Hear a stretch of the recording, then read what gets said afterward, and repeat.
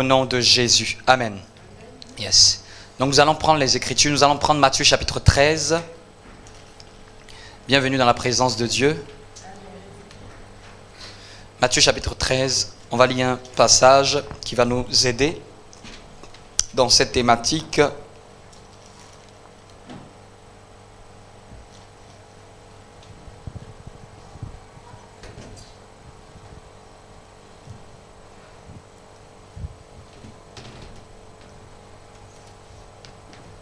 À partir du verset 44. À partir du verset 44. Matthieu, chapitre 13, à partir du verset 44. Nous allons lire de 44 à 46. Amen. Amen.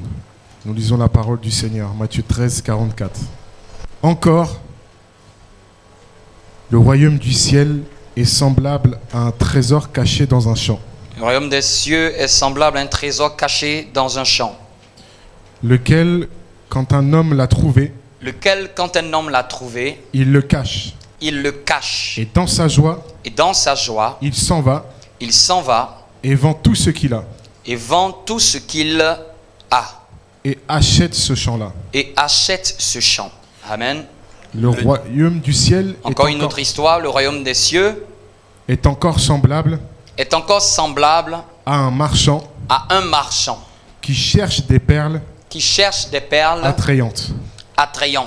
Après qu'il a trouvé une perle, j'aime bien qu'il cherche des perles attrayantes. Grand prix. Après qu'il ait trouvé la perle de grand prix, il s'en va. Et vend tout ce qu'il avait. Et il l'achète. Amen. Amen. Voici une histoire que Jésus raconte. Est-ce que vous me suivez? Écoutez-moi très bien. Prêtez attention à ce qui va se dire ce matin. Il dit le royaume des cieux, c'est-à-dire la manière dont le royaume spirituel, le royaume de Dieu, la manière dont notre royaume dans lequel nous faisons partie, étant de la terre, parce que nous sommes sur terre, mais par Christ, nous avons eu accès au royaume de Dieu. C'est un royaume invisible, mais c'est un royaume vivant et qui existe. Vous me comprenez? Dans les choses de Dieu, ce qui existe n'est pas forcément ce qui est vu avec l'œil physique. Ce qui est invisible à nos yeux est plus grand et plus puissant que ce qui est visible à nos yeux. Nous voyons cette salle, nous voyons les chaises, nous voyons les meubles, nous voyons les instruments. Mais laissez-moi vous dire que le royaume de Dieu est plus grand que ce que nous voyons. Existe avant même ce que nous voyons sur la terre. Donc ce n'est pas parce que nos yeux ne perçoivent pas ce royaume. Voilà pourquoi il est écrit, nous marchons par la foi.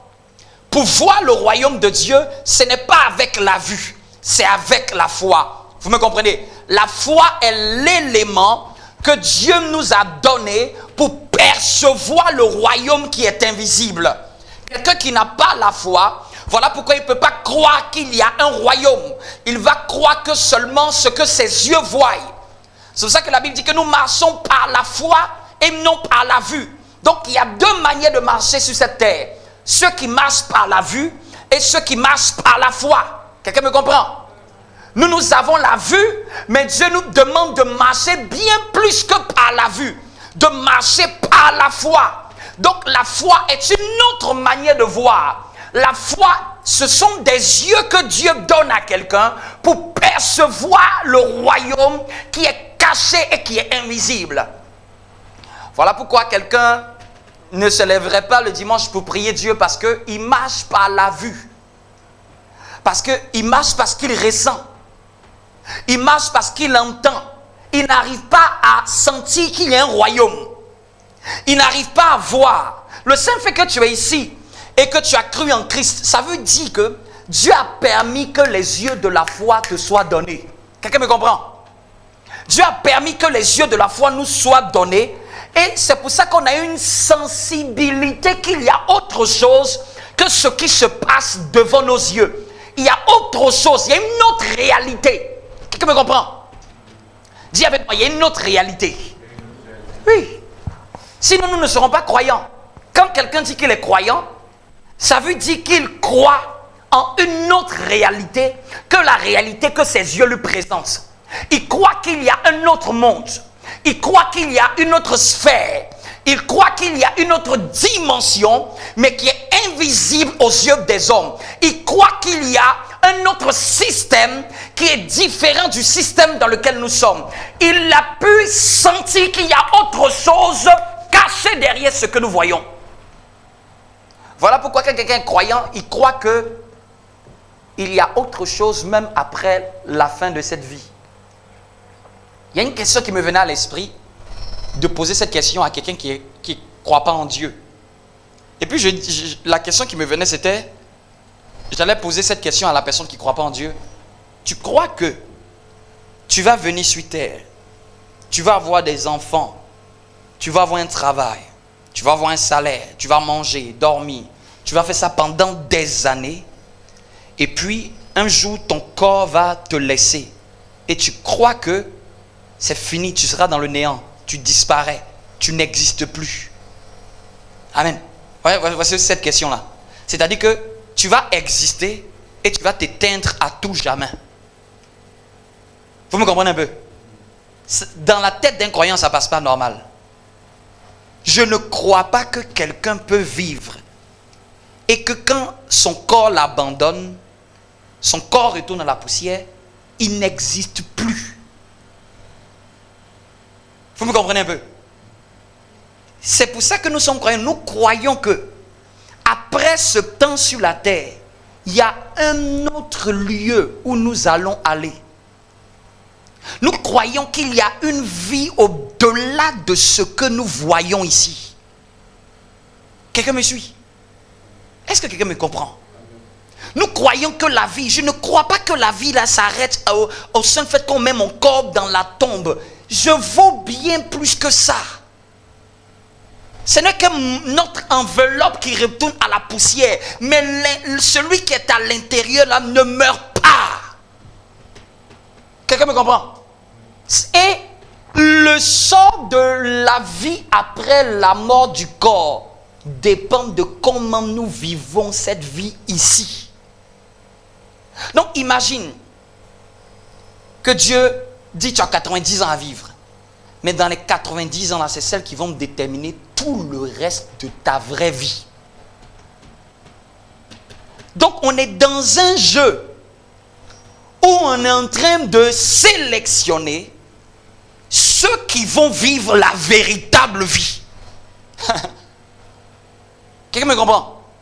Cette histoire-là, on est sur terre, mais on n'est pas encore en train de vivre la véritable vie. Cette vie-là, c'est une vie endommagée. C'est une vie qui a été détruite. Ce n'est pas la vraie vie. Si c'était la vraie vie, notre corps ne connaîtrait pas la mort. Quelqu'un me comprend? La vraie vie, c'est celle qui vient après la résurrection de notre corps. Quelqu'un me suit? Jésus doit ressusciter ceux qui sont à lui pour qu'ils vivent maintenant la vraie vie. Donc dis avec moi, cette vie-là, ce n'est pas encore la vraie vie. Ce n'est que le test pour savoir si je vais vivre la vraie vie. Donc il y a plusieurs qui vont être disqualifiés. Donc quelqu'un dit je dois profiter de la vie, c'est parce que c'est un insensé. Profiter de la vie. 90 ans, c'est comme un jour. Va demander à un vieillard. Il va te dire, la vie passe vite. C'est ça que quelqu'un appelle profiter de la vie. Un truc qui vient rapidement. Regarde même ton âge. Tu te rappelles même plus. Paf, regarde, tu as d'ailleurs eu cet âge. Tu as l'impression que c'est passé comme un vent. Amen. Tu as l'impression que c'est passé. Tu as juste fermé les yeux. Tu as eu tel nombre d'âges. Et c'est comme ça, c'est que tu vas fermer les yeux. Tu vas ouvrir, tu vas avoir 70 ans. 80 ans. Tu vas vieillir. Cette vie est tellement courte que je ne peux pas en profiter. Je dois l'investir. Parce que la véritable vie n'aura pas de fin. Ça, ce n'est pas comme un message, mais c'est une introduction. C'est un soubassement. Quelqu'un me comprend? je ne peux pas profiter de cette vie, je dois l'investir. Donc ça paraît sage. Bien aimé, la vie est courte, il faut profiter de la vie. Tu vas profiter de quelle vie? Un truc qui part comme une poussière. Ton corps, tu vas le perdre. Notre corps va mourir. Notre corps va nous abandonner. Il est en train de nous prophétiser. Je suis en train de t'abandonner. Je suis en train de te laisser tomber. C'est le peu de gloire que Dieu avait laissé là. C'est ce qui me maintient jusque-là. Mais je suis en dépérissement. Les scientifiques disent à partir entre 28 ans et 30 ans, le corps commence à mourir. C'est-à-dire qu'il y a ce qu'on appelle la dégénérescence cellulaire. C'est-à-dire qu'il y a les cellules qui commencent à mourir toutes seules. On commence à vieillir. On commence à avoir des rides. C'est-à-dire que qu'on veuille ou pas, le corps est en train de subir les dégâts du péché d'Adam. Donc je ne peux pas profiter. Je dois être dans la crainte d'investir cette vie. Et parce que je sais que la véritable vient après celle-là. La véritable, on ne comptera pas d'âge. Si nous sommes à l'image de Dieu, vous pouvez quantifier l'âge de Dieu. C'est comme ça quand l'Esprit de Dieu va nous ressusciter. On ne pourra plus dire que tu as tel âge. Ça n'existera plus. Ce corps-là sera un corps glorieux. La preuve, Jésus-Christ l'a détruit et l'a ressuscité. Pour montrer que c'est ce que je vais faire. Il va aller à la tombe et il va revenir à la vie. C'est ça notre foi. Amen. Donc les histoires où quelqu'un dit non, la vie est courte, c'est le peu de temps là. Ce n'est qu'un peu de temps que Dieu nous donne. Mais ce n'est pas un temps de repos. Le vrai sabbat là n'est pas encore arrivé. On est encore tiraillé. C'est là-bas que la Bible dit qu'il n'y aura plus de douleur. Quelqu'un peut appeler ça que c'est ça la vie. Une vie où il y a des douleurs, c'est ça qu'on appelle la vie. Une vie où tu sens la peine, le poids, le fardeau, c'est ça qu'on appelle la vie. C'est ça qu'on appelle une vie. Une vie où on doit trimer pour pouvoir même avoir du pain. C'est ça qu'on appelle la vie. Et quelqu'un veut profiter dans ça. C'est comme si tu es dans une maison. Il y a le feu dehors. Et toi, tu te réjouis. Tu dis, je veux profiter pendant qu'il y a le feu dehors. Il faut avoir pitié de toi-même. Il faut te repentir. Il faut chercher à l'investir. À faire le maximum pour sauver toi et ta maison. Quelqu'un me comprend? Ça là, c'est ça notre foi.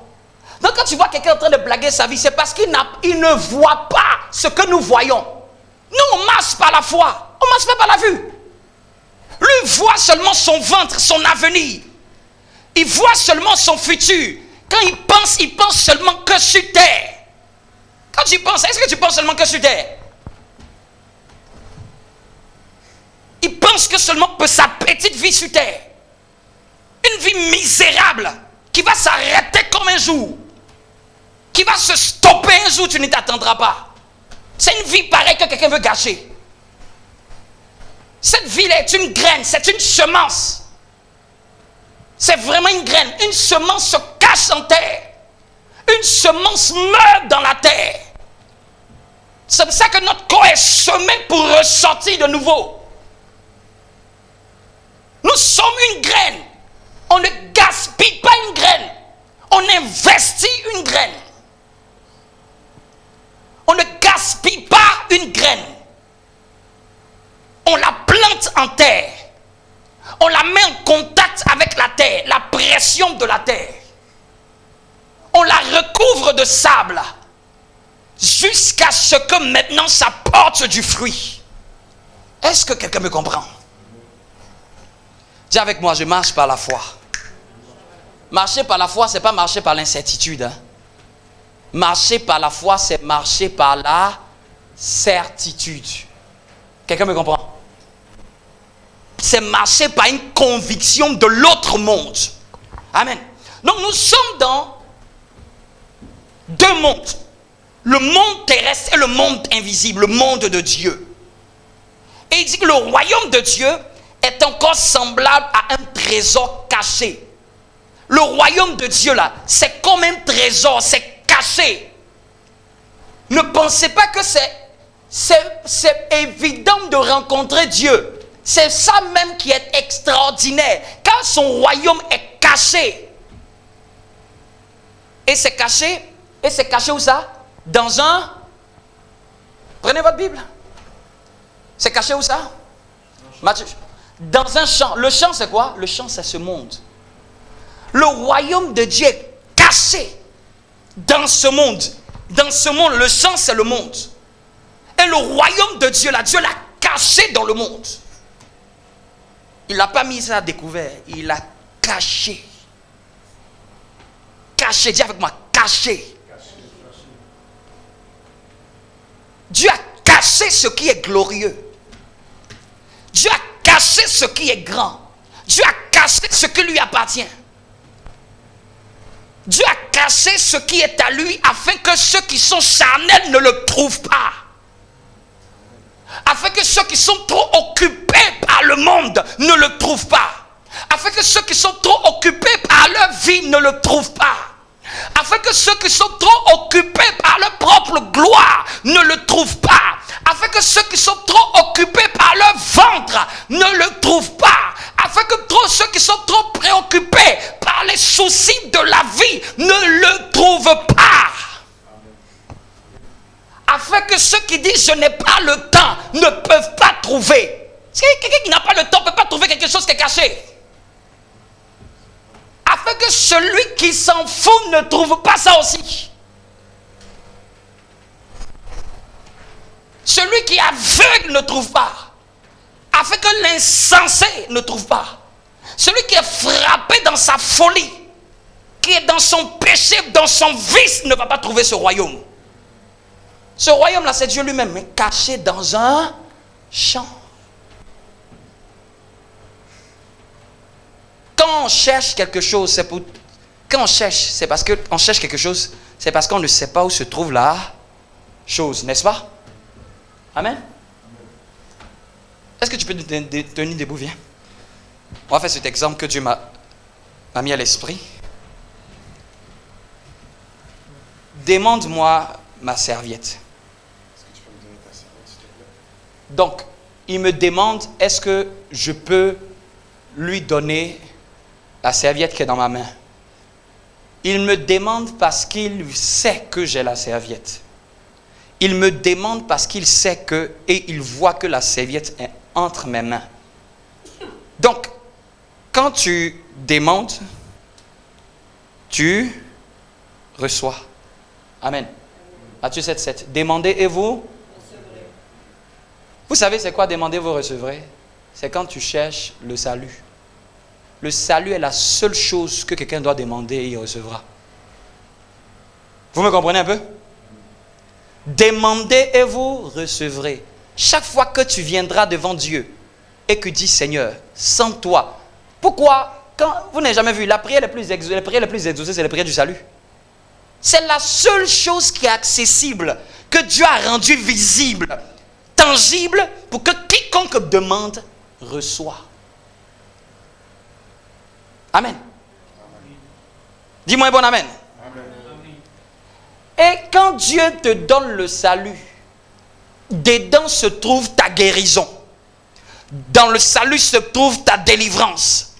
Dans le salut se trouvent tes droits. Dans le salut se trouve tout le package avantageux qui t'appartient. Ta richesse, ta prospérité se trouve. Prends ça. Ta richesse, ta prospérité, dans le salut que tu as demandé, se trouve à l'intérieur. Par l'enseignement, tu vas déverrouiller ce que tu as demandé. C'est une chose de posséder quelque chose. C'est une autre chose de bénéficier de la chose. Je prends un exemple simple. Je peux te donner un téléphone compliqué. Tu peux ne pas savoir comment ça fonctionne. Ou bien, on demande de jouer ce piano et de jouer dans la note string. Si tu ne sais pas, tu vas posséder le piano pendant des années. Tu ne connaîtras pas la manière de jouer en string.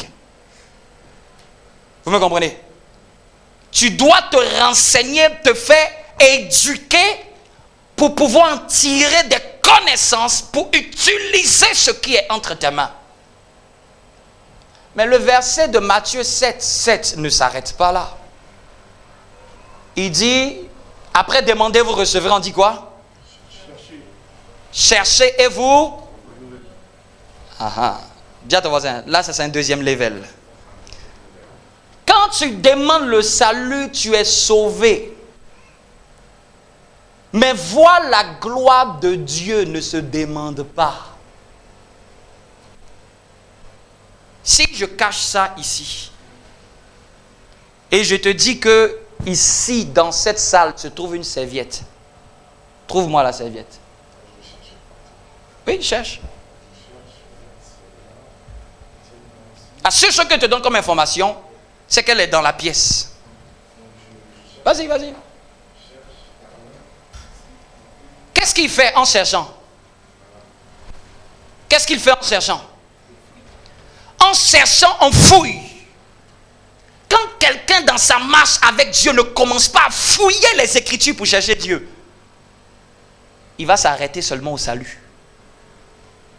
Et tu peux avoir le salut et ta vie sur terre reste telle qu'elle est. C'est ton âme dans le ciel qui est scellée. Mais pour ta vie sur terre, il y a des choses que Dieu a cachées. Cherche. Pour chercher, il faut qu'il fouille. Il faut qu'il fasse quoi? Hein? Pour chercher, ça il faut noter, dans l'art de chercher, c'est fouiller. Dans l'art de chercher, c'est se déplacer. Quoi d'autre encore? Dans l'art de chercher, il y a persévérer. Quoi d'autre encore? Fais le mouvement, ils vont apprendre de ton mouvement. Dans l'art de chercher, quand tu cherches, tu sais que tu vas devoir fouiller. Tu sais que tu vas devoir te déplacer. Tu sais que tu vas devoir persévérer. Est-ce qu'il a trouvé? Donc ça va demander que tu sois concentré. Tu ne peux pas trouver quelque chose que tu n'es pas concentré à chercher. À ce niveau-là, je vous pose la question. C'est qui cherche qui? C'est Dieu qui le cherche ou c'est lui qui cherche Dieu? Quand on est dans l'art du chercher, il faudrait que tu saches c'est qui cherche qui. C'est Dieu qui se cache et c'est toi qui dois le chercher. Quand il y a un jeu de cache-cache, ça va s'arrêter quand tu auras trouvé. Ou ça peut s'arrêter quand tu es fatigué. C'est pas parce que ça s'arrête quand tu es fatigué, ça veut dire que tu as eu le résultat. Hein? Parce que là, tout de suite, il s'est arrêté. Vous me comprenez? Mais ça ne veut pas dire qu'il a trouvé. Donc souvent, c'est pas parce que tu t'arrêtes que ça veut dire que tu as trouvé. Chercher va demander du temps.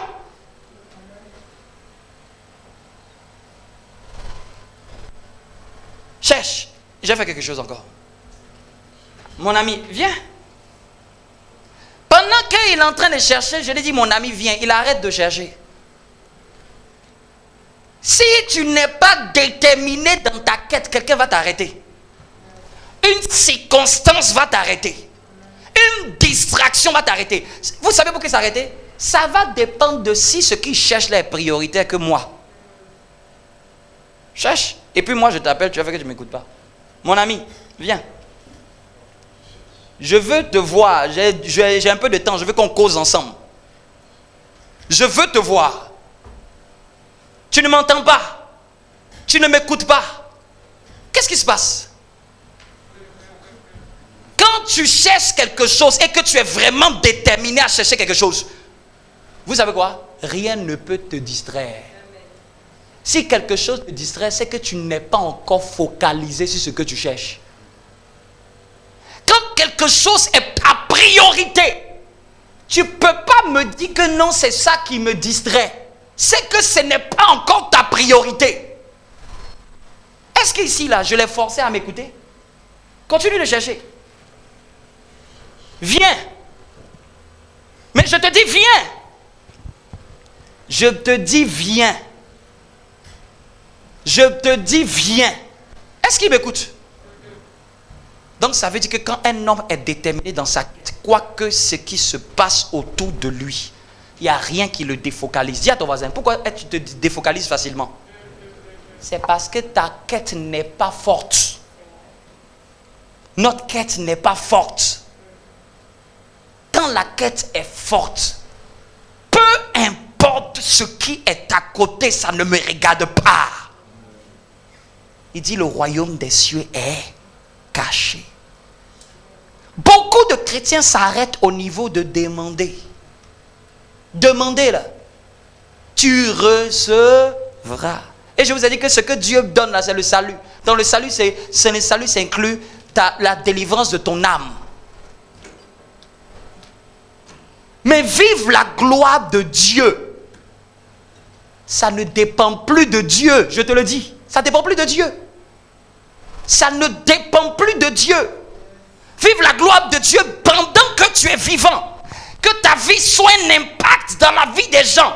Pendant que tu es vivant, tu vas devoir être focalisé à l'extrême. Tu vas devoir être détaché de tout ce qui peut te détourner de ta quête. Quelqu'un peut prendre Marc 1,35.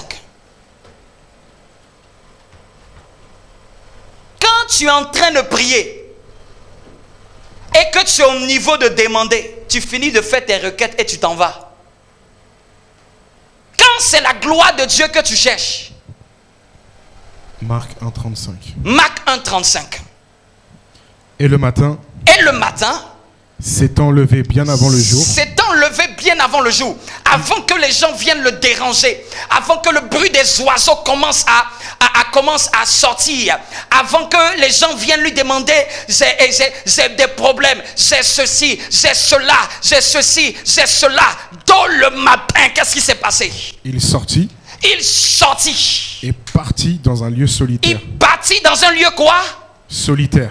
On ne peut pas chercher Dieu en groupe, ça n'existe pas.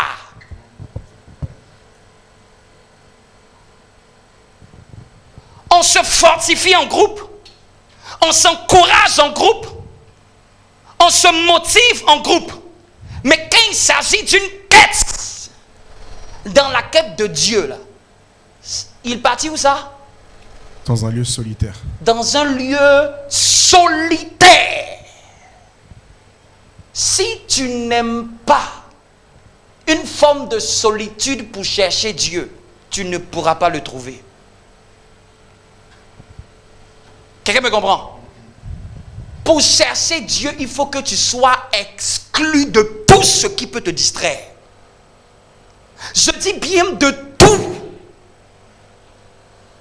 Ça demande à faire abstraction de tout ce qui peut me distraire. S'il y a quelque chose qui te distrait, tu ne peux pas trouver ce que tu cherches. Ça va prendre aussi nombreuses les années que ça va te prendre. Mais le jeu de cache-cache ne s'arrêtera pas si toi, tu n'as pas trouvé ce qui est caché. Ça ne s'arrêtera pas. Et ça ne va pas s'arrêter pour tes beaux yeux. Et là, il pria. Il alla dans un lieu solitaire. Et là, il pria. Et là, dans le lieu solitaire, dans le lieu à l'écart des distractions de la télé, dans le lieu à l'écart des smartphones, dans le lieu à l'écart des réseaux, dans le lieu à l'écart des voix, il pria. Prier est la méthode que Dieu a donnée aux hommes pour être un moyen de le trouver. Prier, c'est la méthode et la stratégie que Dieu permet à un homme d'utiliser pour le trouver. Je n'ai pas dit pour utiliser pour demander, pour utiliser pour le trouver.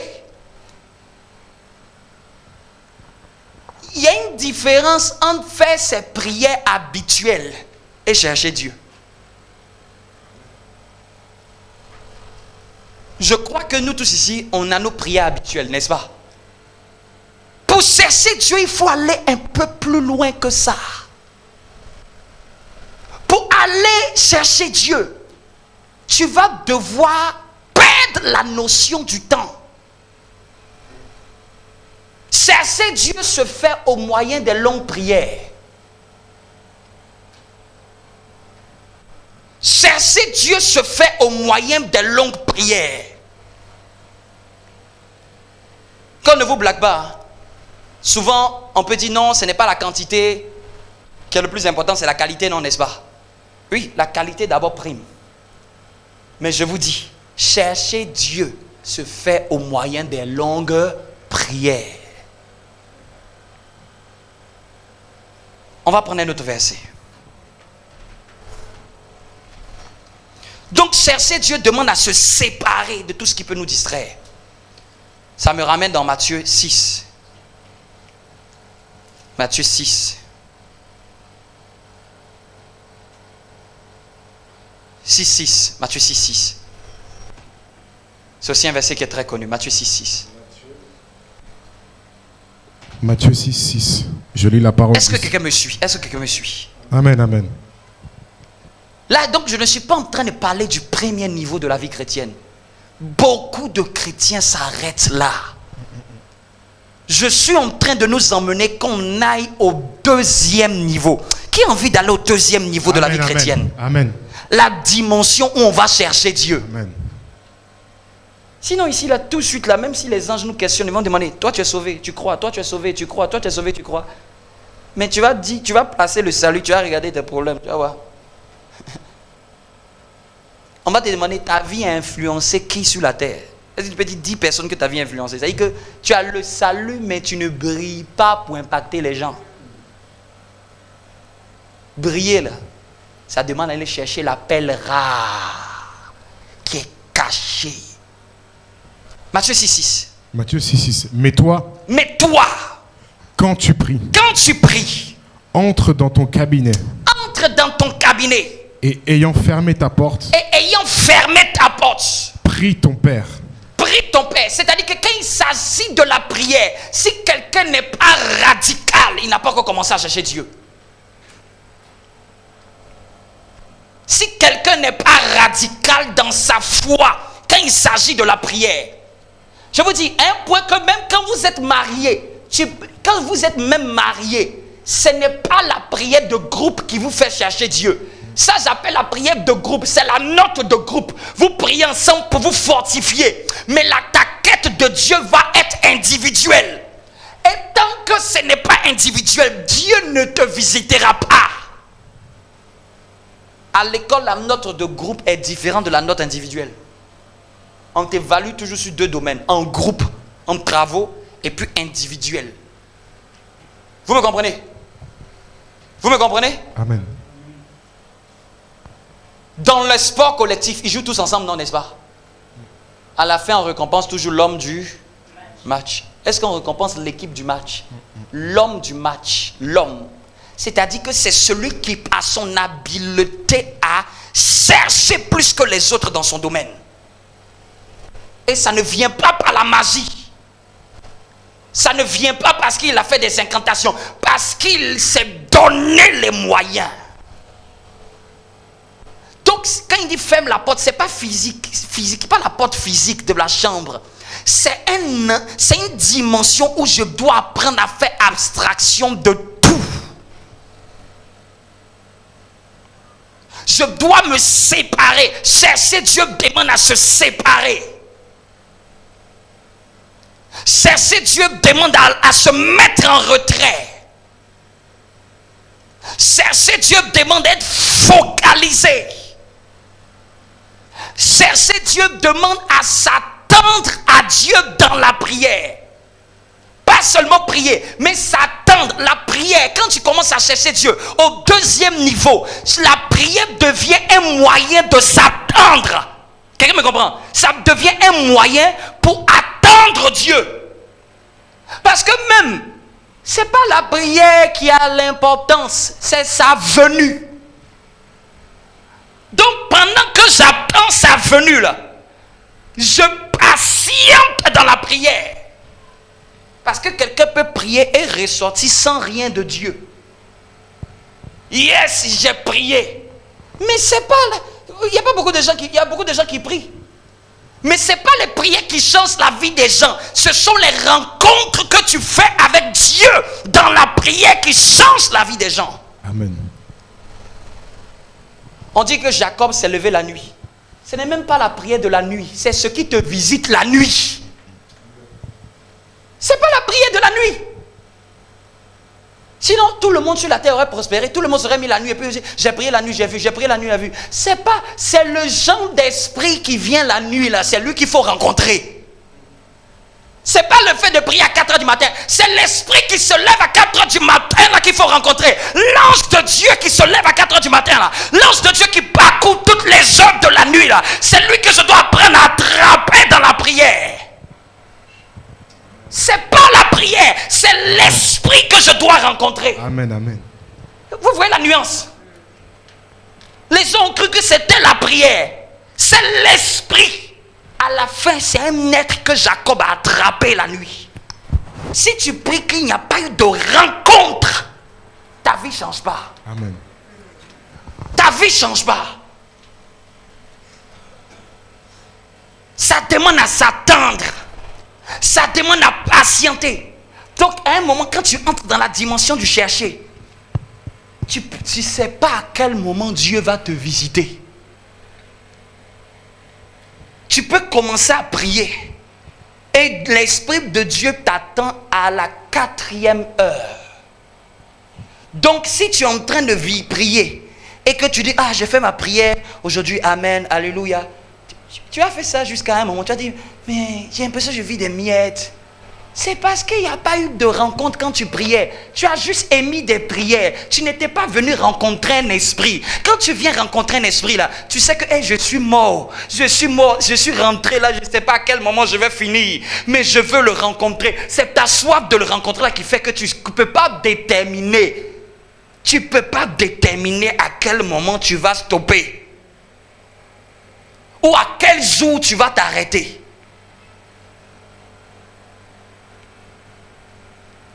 Le rencontrer, c'est bien plus que se maintenir dans la prière. Faire rabat, chanta là-bas. Tous les chrétiens savent faire ça. Tu te maintiens un peu, tu roules la voiture, chérie, baba. Je parle d'un impact puissant. Je parle de visitation. Visitation, pas imitation.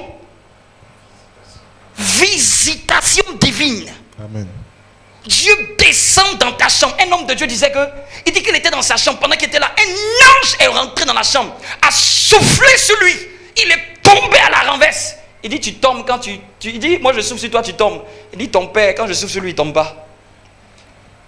C'est-à-dire que, tu te demandes, mais, quels gens... Tu dis, Seigneur, je veux avoir des visitations avec toi. Seigneur, je veux avoir des visitations avec toi. Chercher Dieu, c'est une quête. C'est un combat. C'est une lutte. C'est une lutte. C'est une lutte dans l'esprit.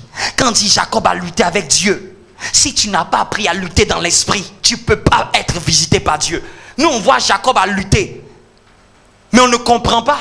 Tu ne vas pas lutter avec. Quand on dit tu as lutté en esprit là, au fait tu es en train de lutter. Pendant que le sommeil veut te prendre, tu te relèves. Pendant que la chair, tes paupières veulent s'endormir. C'est ça la lutte de Jacob. C'est-à-dire que c'est une lutte où ta chair veut te dire dors, où ta chair veut te dire laisse, où ta chair veut te dire arrête. Je te pose la question, tu as cherché Dieu jusqu'à quand? Jusqu'à quel point avant de te plaindre? Tu as cherché Dieu jusqu'où? Avant de dire que je n'ai pas vu. Souvent nous les chrétiens on aime parler. Hein? Non, j'ai prié, je n'ai pas vu. Tu as prié jusqu'où? Tu as prié jusqu'où? Tu as jeûné jusqu'où? Tu as sacrifié jusqu'où? C'est très facile de parler. J'ai prié, j'ai pas vu. J'ai prié, j'ai pas vu. Tu as fait quoi? Tu as prié, tu n'as pas vu. Tu as cherché jusqu'où? Nous avons cherché jusqu'où? Qui sont ceux qui cherchent et qui sont pressés de trouver? Tu ne sais même pas où ça se trouve. Un jour, un homme de Dieu, ou pas même d'un homme de Dieu, il était là comme ça, il voulait chercher Dieu. Et il sentait dans son cœur qu'il doit aller en jeûne. Et à chaque fois, il l'annule. À chaque fois, il l'annule. À chaque fois, il l'annule. Et la fois où il devait annuler, il a entendu une voix dans son esprit qui dit: ce que tu cherches là, tu ne trouveras pas si tu continues à ce jeu-là. Quand il a entendu ça dans son esprit, il a pris ça au sérieux. L'intention de dire: je vais chercher là. Je vous dis, quand tu sais que ton corps ne peut pas longtemps jeûner, c'est qu'il faut compenser ça par des prières longues.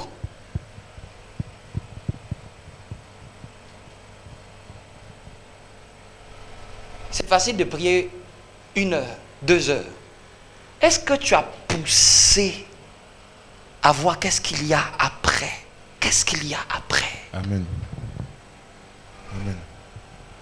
On revient toujours à notre passage. Amen. Je relis Matthieu 6,6. Mais toi, quand tu pries, entre dans ton cabinet et ayant fermé ta porte, prie ton Père qui est en secret. Prie ton Père qui est dans le secret. Et quoi? Et ton Père qui voit en secret, qui voit en secret, te le récompensera ouvertement. Va te récompenser ouvertement. Quand quelqu'un cherche Dieu, ça ne va pas être caché. Dieu va permettre que son nom soit vu. Est-ce que je parle à quelqu'un ce matin?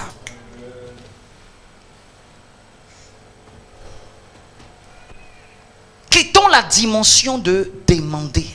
Allons dans la dimension du chercher. Quand tu cherches, tu ne sais pas combien ça va te prendre. Et quand on cherche, ce n'est pas une question d'un jour. Parce que souvent, on aime s'arrêter à des exploits d'un jour. Ah, la semaine passée, j'ai pu prier tel nombre de temps.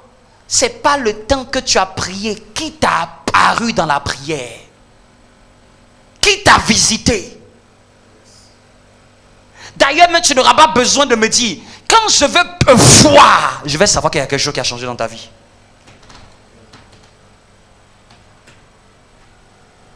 Les chrétiens souffrent parce qu'ils ne cherchent pas Dieu. Les démons malmènent les chrétiens parce qu'ils ne cherchent pas Dieu. Les démons n'ont pas peur de seulement ceux qui ont cru. Les démons ont peur de ceux qui ont cherché Dieu et qui ont eu des visitations avec lui. Dis à ton voisin, ta visitation avec Dieu remonte à quand? Je n'ai pas dit ta prière, ta visitation. Donc je disais que la prière, là, nous on a cru que c'était ça. Non, le but c'est d'être visité par Dieu. Tu pries jusqu'à ce que Dieu te visite un jour.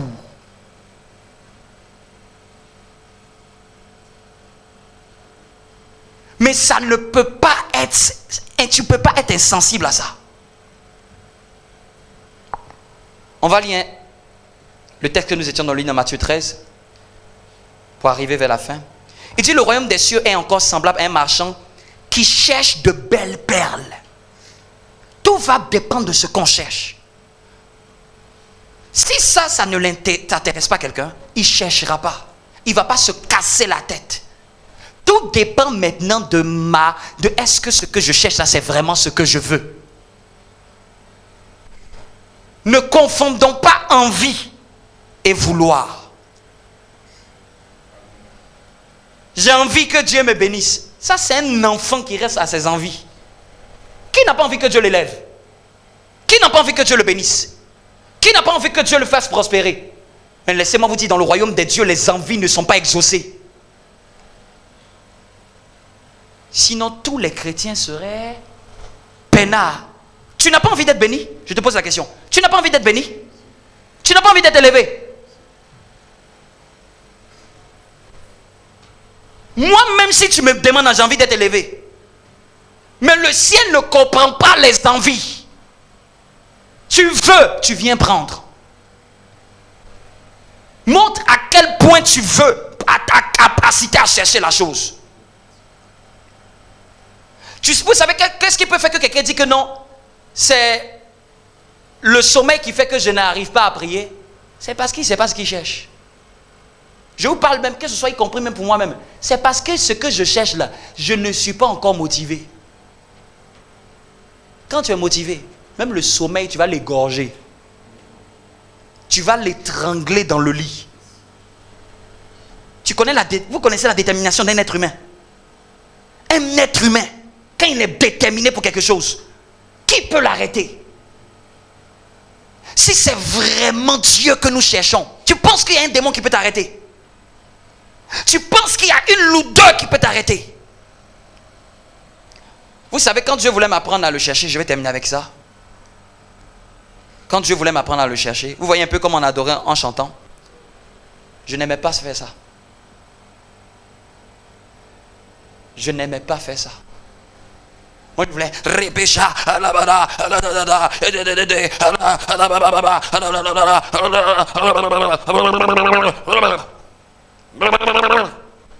Il dit yes. J'ai prié 5 heures. Homme de Dieu. J'ai fait ça un jour même pendant 10 heures de temps. Pendant 10 heures, c'est-à-dire que je suis à genoux pendant 10 heures, j'ai prié en langue, 10 heures de temps sont passées.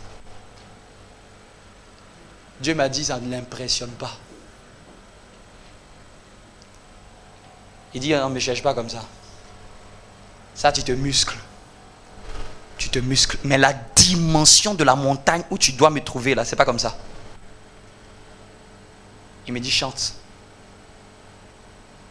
Et mon âme n'aimait pas. Il me dit, chante. J'étais là comme ça. Oh, ça m'énerve. Oh, c'est quelle histoire. Moi, j'ai envie de prier. Il faut que je chante. J'ai lutté pendant des mois pour comprendre. Pourquoi il ne veut pas que je prie comme je veux prier?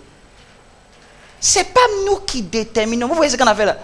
Si ton âme n'est pas habituée, c'est que tu es comme moi. Tu n'étais pas encore habitué. Tu crois qu'au fait que tu es en train de... L'âme n'aime pas faire ça. Mais au fait, c'est comme ça que j'ai appris à chercher Dieu. En demeurant dans l'esprit de l'adoration. Je n'ai pas dit en chantant, en demeurant. C'est-à-dire que ce n'est pas simplement chanter. C'est attendre dans le chant. Je ne sais pas comment vous expliquer. C'est comme si tu es en train de répéter la même chose là. Vous voyez que souvent quand je prie, je chante là. Je préfère aller dans quelque chose de pratique. Vous voyez que je ne prends pas beaucoup de couplets. Hein. Mon travail, ce n'est pas de chanter les couplets. Au fait, c'est l'esprit que Dieu m'a donné pour apprendre à le chercher. Quand tu chantes, attends-moi. Tu peux faire ça pendant des longues minutes. Et personnellement, quand je suis en train de le faire, je peux le faire pendant 2 heures, 3 heures. Je ne suis même pas en train... Si je chante en langue. Je parle même pas en train de dire « Oh Seigneur mon Dieu, mon roi, et tu es le Dieu puissant. » Ah, ça là, c'est prier. Ça là, c'est pas s'attendre à Dieu. Je suis soit assis, ou je suis soit couché. Je vous parle de quelque chose de pratique. Comprenez, quand on est avec un leader, comprenez comment on cherche Dieu. Et puis je suis en train de chanter. Je suis en train de chanter. Je vous disais qu'au début, mon âme n'aimait pas ça. Quand tu es en train de faire ça au début, tes pensées vont ailleurs. Tu dis, mais c'est quoi? Je ne suis pas en train de prier. J'avais l'impression que je ne prie pas. Mais quand je sors d'un tel temps où j'ai fait 3 heures, 4 heures en train de faire ça, la manière dont je suis rempli de l'onction de l'esprit, c'est pas possible. Mon inspiration déborde. C'est comme si il y a un flot. C'est comme si je sens que je rencontre des êtres angéliques pendant que je fais ça. En fait, c'est pas par la vue. C'est pas une sensation. C'est là que j'ai compris que les choses de Dieu, c'est pas une sensation. Tu fais ça, mais tu comprends pas. Ton esprit part ailleurs dans les choses de Dieu. Dieu t'emmène dans une autre dimension. Parce que je peux être homme de Dieu dont Dieu se sert. Mais Dieu ne veut pas que je sois un homme de Dieu dont il se sert. Il veut que je sois un homme de Dieu de gloire. Quand tu es un homme de Dieu de gloire, tu habites dans la gloire. tu n'es pas simplement un prieur. Oui, oui. Moïse a demandé la gloire. Au fait, quand tu baignes dans l'atmosphère de la louange et de l'adoration, tu es en train de baigner comme ça. 15 minutes, 30 minutes. Ton âme dit tais-toi, tu dis non. Au fait, tu es en train de prendre le parfum de la gloire de Dieu. La gloire, c'est plus supérieur à l'onction. La gloire, c'est plus supérieur à l'onction. L'onction, c'est une puissance de Dieu, mais la gloire, c'est comme si c'est une accréditation que Dieu te donne. Les portes sont ouvertes partout. Sans effort. Il y a un genre de gloire là, ça s'appelle l'argent sans que tu pries. Oui, oui. C'est comme si Dieu emmène des anges de l'argent avec toi. Un homme de Dieu confessait, il disait que les pires challenges financiers, il dit que s'il vous explique, vous allez pleurer. Mais il dit quand il a rencontré la gloire, c'est les gens qui disent, j'ai quelque chose à te donner, viens. J'ai quelque chose à te donner, tiens. C'est lui-même quand il dit, j'oublie, même quand quelqu'un dit, j'ai quelque chose à te donner. Mais il dit que si tu expliques les pires challenges financiers, tu vas pleurer.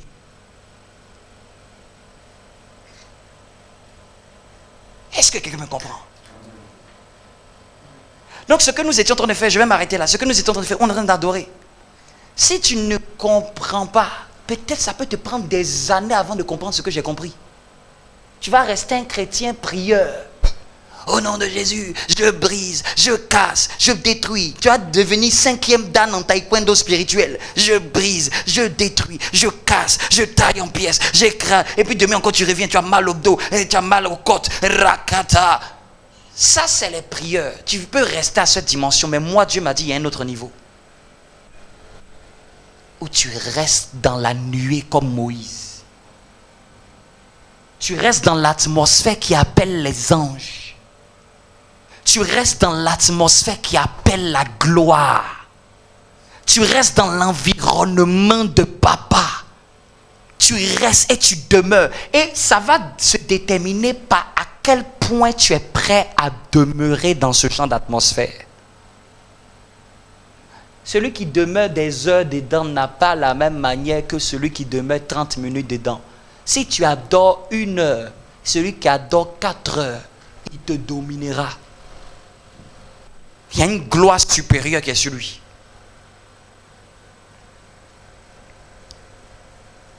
Pour aller au programme d'hier, quand j'étais dans ma chambre d'hôtel, je peux te dire ce que j'ai fait. Je n'ai pas demandé à Dieu quoi que ce soit. Je me suis mis sur mon lit, j'ai commencé à chanter. J'ai chanté pendant 3 heures, j'ai dit Seigneur merci, Amen. C'est tout. C'est tout. La gloire va m'accompagner. Je suis rempli de sa gloire.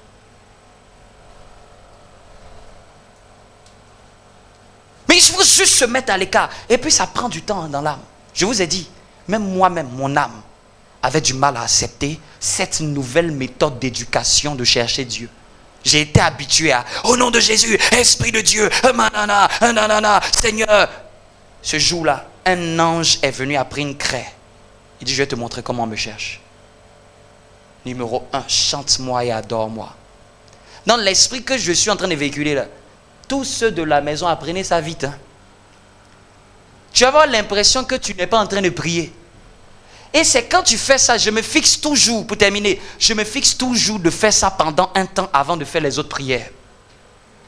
Donc personnellement, je dis je vais prendre 2 heures pour adorer. Ça c'est ma vie personnelle avec les occupations de la vie. J'adore pendant 2 heures. Je chante en adorant pendant 2 heures. Tu dois te fixer en chantant, en adorant Dieu pendant combien de temps? C'est pas que je parle, je chante, je reste, je baigne dans l'atmosphère. Et parfois, c'est pas facile.